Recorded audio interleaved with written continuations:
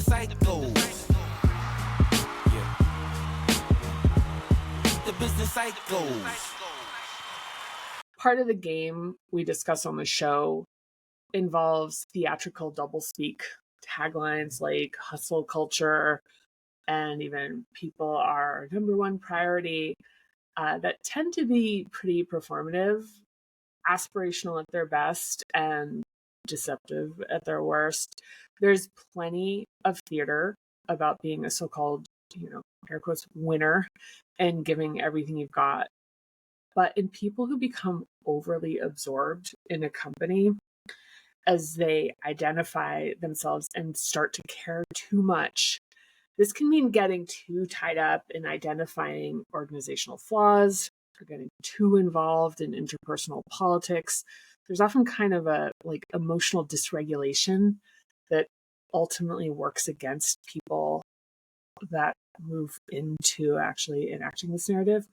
So let's face it, caring about something that is essentially inanimate, company, the right way to do this is a skill. There's a very specific kind of dispassionate engagement that will take you far. Like veer even slightly to the right or the left of this and you miss the mark and even put a target on your back. So story time here.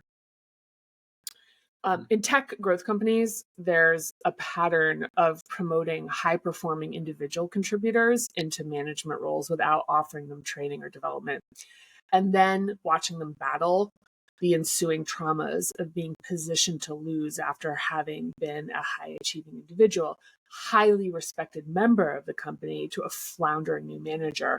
Not the topic for the show, but part of the exposition for what we're talking about today. So where's this going?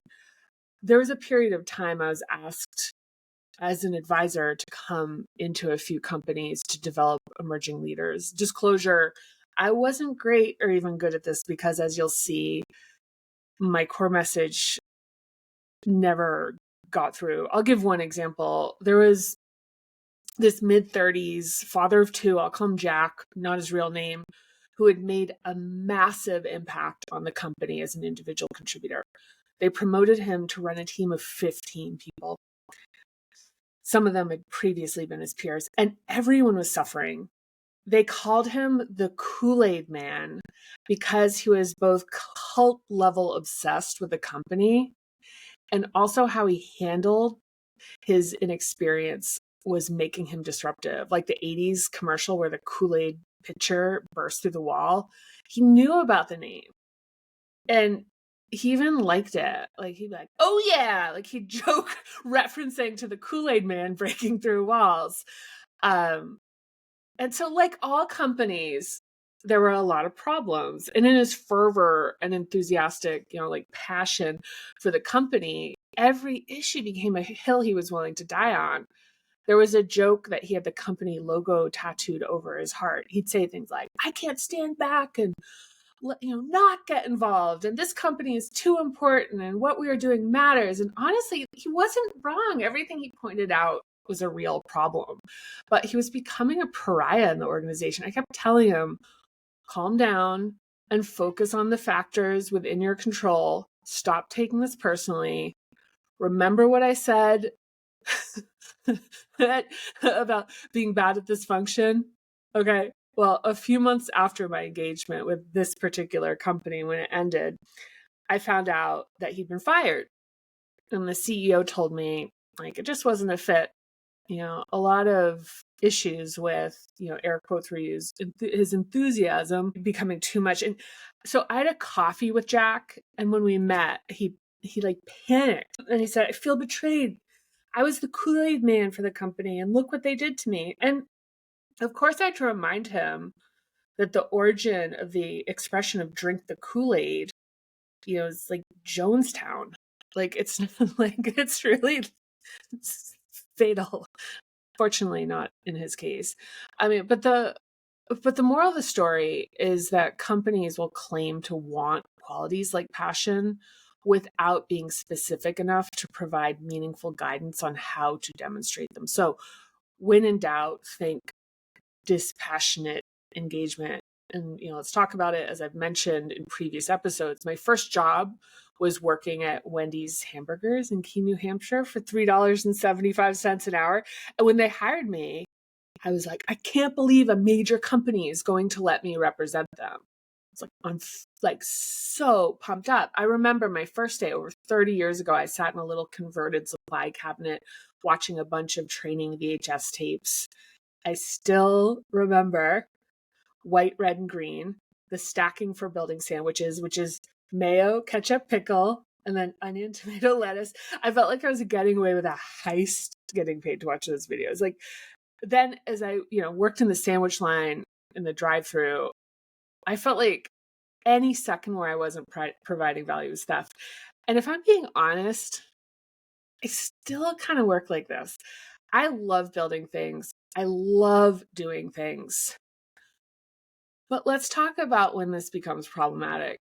If you let work absorb too much of your overall identity and don't diversify your sense of purpose with relationships and pursuits outside of work, and when we work out of fear, which can lead to panicked, intense behavior, fear that we'll be found incompetent, note people who actually are incompetent don't give a shit, fear that without a job will perish, we can lose ourselves, and that can be really scary. You can love your job without drinking the Kool-Aid. That is hilarious. And I was trying to write down the white, red, and yellow. What is that? Because that sounds like the right It's order. white, red, and green. White, red, so and green. It's like mayonnaise, ketchup, pickle. But then also onion, tomato, lettuce. Okay. And it was like a rock song. In the way that they literally taught it. You may have disclosed some confidential corporate IP right here. This is like the Mrs. Fields cookie recipe right here, everybody. Wendy's. So get a cease and desist from Wendy's after this episode. That what I was struck by as you're talking, and I can definitely identify, but it's almost like the opposite, or that's like, or whatever, you're overcompensating in your fear of the tenuousness of your employment, of the reality of your role in whatever company, and that's going to vary. Maybe you are the CEO, maybe you're the founder, or whatever. But like in reality, I think people like this guy you're describing, like they're abating those anxieties, right, by making it and them so much bigger. Like it's almost like the size of that may be proportionate to those fears. Like, and that's why you see people kind of like take on these roles. Like it's not like the act like the job you want. It's like, hey Luke, how you doing? He agrees that it's just it feels sadder. And yeah. I think those people, it's interesting where there's a whole bunch of those people, or there's few of those people, the dynamics of the culture. Like it's interesting that the CEO himself kind of bumped this guy out. Like he was so disconnected from reality that even the CEO of the company that he was so identified with was like, this isn't good. But he was so blinded he couldn't even see it himself. Exactly. And I think it goes back to the doublespeak, which is these kind of taglines that are touted without a lot of explicit definition and even clarity about the fact there's aspects of them that are actually kind of patently untrue, which is that, being overly passionate is not going to work in your favor. And that a lot of what we talk about in the show is about like understanding the organizational dynamics and playing the politics effectively.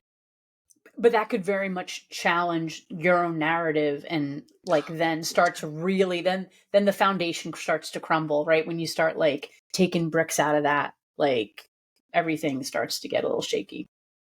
Well, and you think about the fact that I was paid to try to instill this message on this person and was completely ineffective in my ability to do it. Because I think a big part of it that I didn't mention is that he had attributed his ascension to his passion.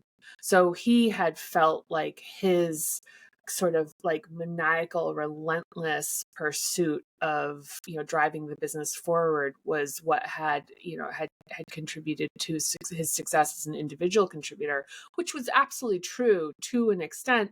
But, like we've talked about, I think in episode 1, even to go all the way back, is like what got you here won't get you there. And that kind of like lack, it's like when you're just sort of like running a play, but then once you're kind of more having to be the coach and like think about like how individuals work together and that you're not the star player. Like there's also some of those types of things that are happening that are not effectively, I think coached and adjusted to like with an organization supporting people's ascension. But especially in tech companies, there's like a huge issue with that. Hey, fellow psychos, if you enjoyed the show, please click like, subscribe, and share it with other psychos you know. We'd also love to hear from you, so please hit us up on our socials. We're at Business Psychos Pod on Instagram, YouTube, and Facebook.